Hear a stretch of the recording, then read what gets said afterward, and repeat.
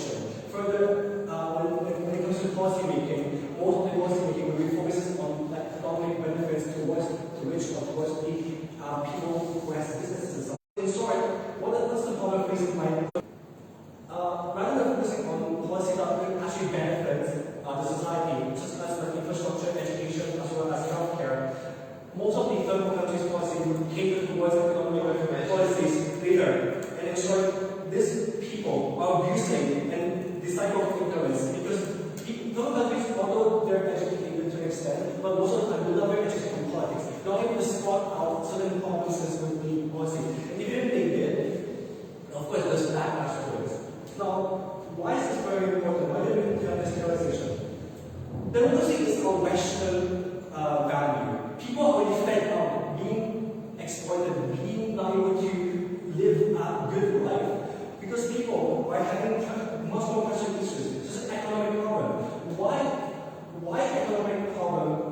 What does social inequality exceed people economic development? So, what I want to prove? In these developed countries, there's a high level of economic instability compared to the Western countries. So they have established infrastructure, established economy, established everything. But however, developed countries not to establish. So somebody there's recession and require international help. If somebody has this insecure, how unstable their economy is, and due to this economic instability, a lot of people are able to work. They're being laid off. They're able to provide their families. They're not able to do anything. So you have a party who's trying to use women empowerment as a way to invite voters. Who would care? So in a sense, this kind of narrative will not help the opposing party to gather support to actually bring changes in their society. Now, why is it very detrimental? Why does it harm the opposing party instead?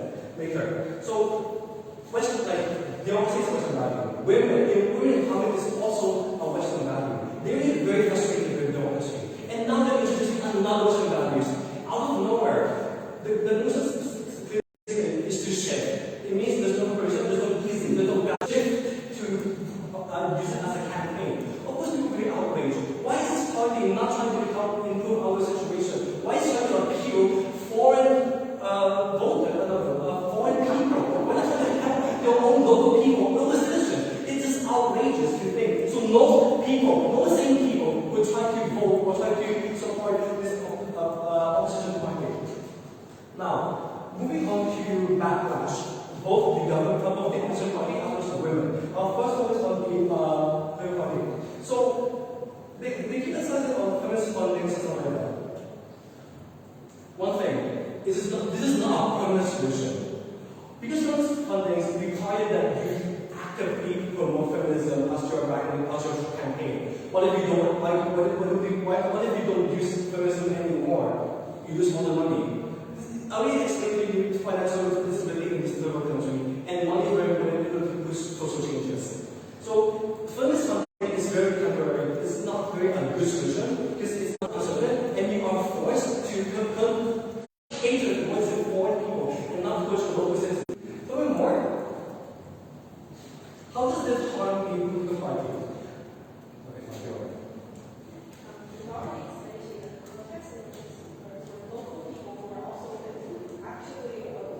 Okay, I understand. So not local people and conservative people. Local people who are more liberal in this third country would be more active and would outvoice their local women powers like that. But this is very dangerous. I'll explain after my does not help the third country at all. Thank you very much. I thank the opposition member for that kind speech. The government whip to close the government bench here.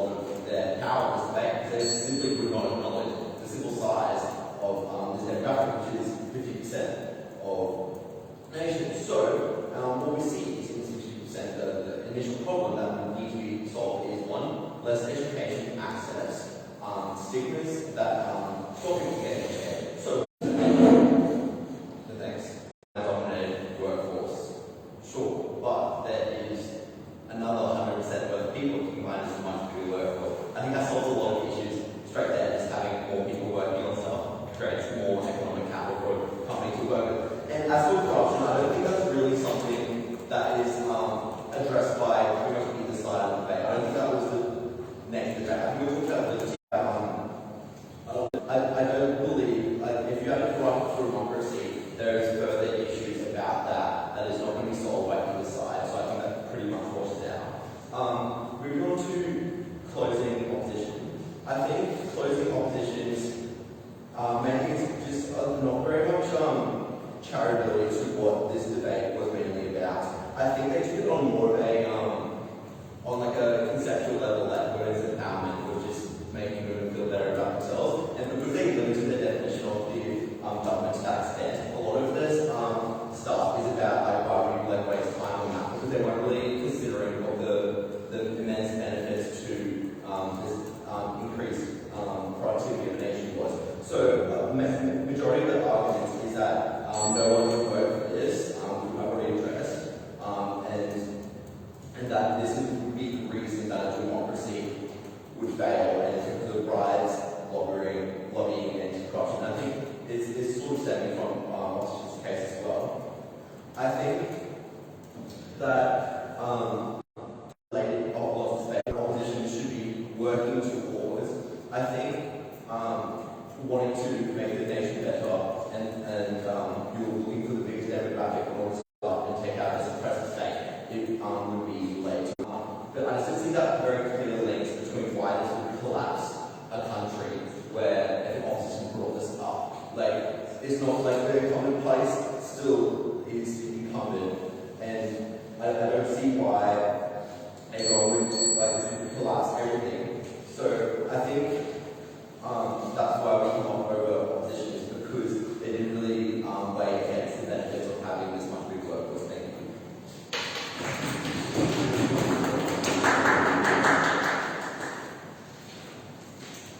Thank you, Dr. Hewitt. On the stage, now, opposition work first.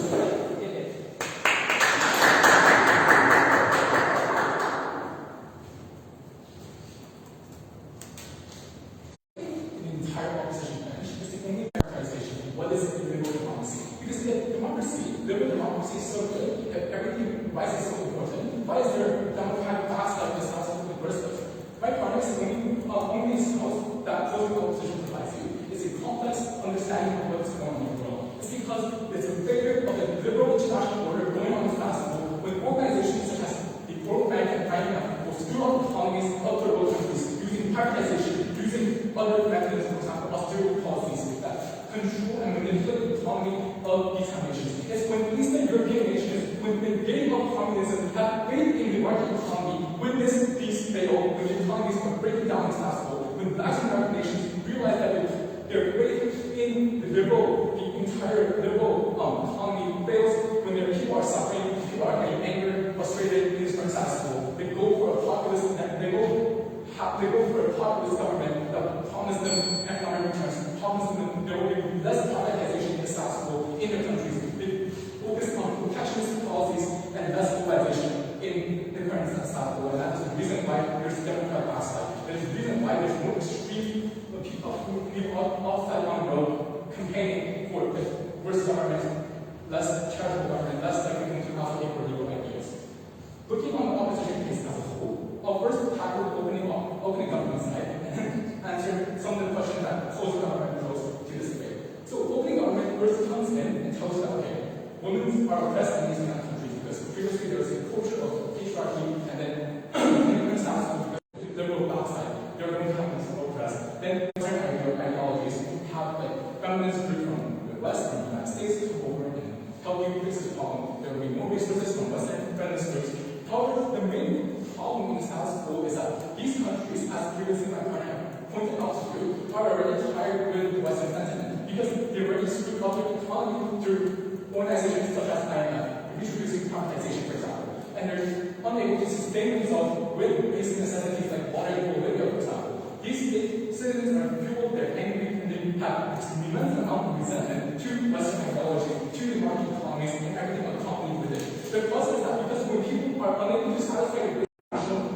and more likely to listen to populist governments. And these governments, like Serbia, when before the collapse of Yugoslavia, controlled Montenegro and Kosovo, for example, used sharp power in politics, introduced propaganda, introduced manipulative media, for example. And that is why more people are fueled under these sentiments, are willing to do more extreme things, are less likely to allocate people's rights like women's rights in the status quo. It is the reason why they're going for policies that are voting for policies that are like decreasing in privatization or decreasing in all this stuff. So more likely, when we advocate for women's rights as the core campaigning strategy, more likely they will be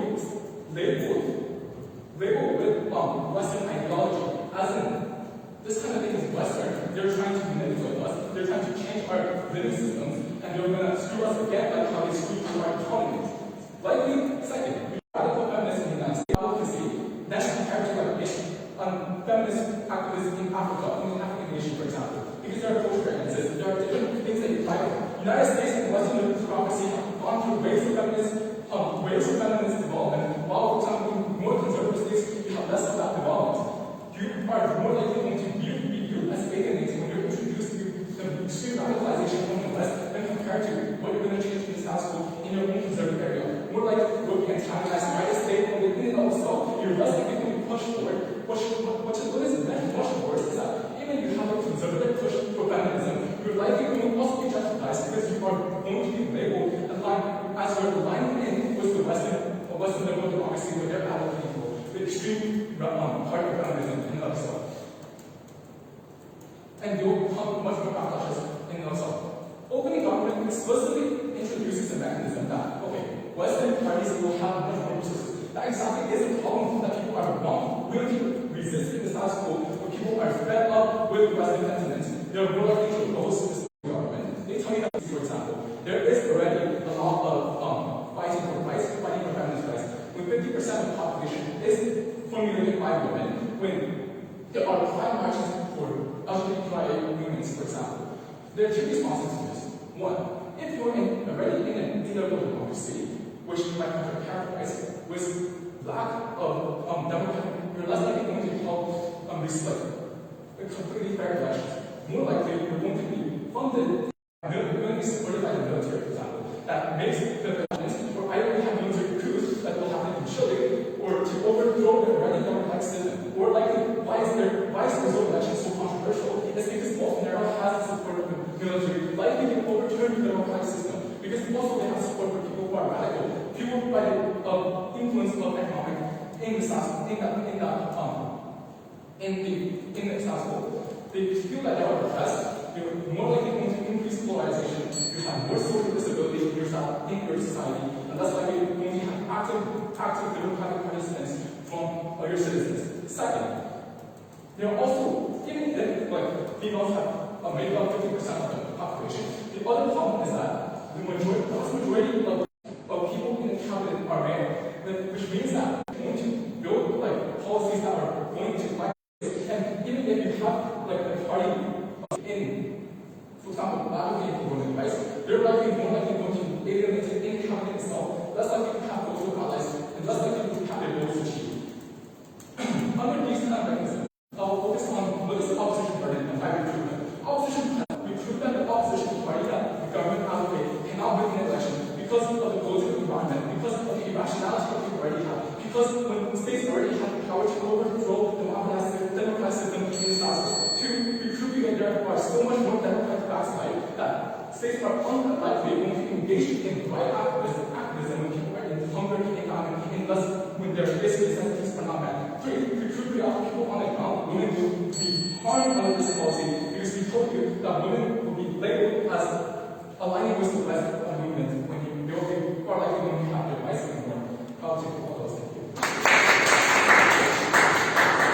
I mean, the social web that my speech was very much more hands and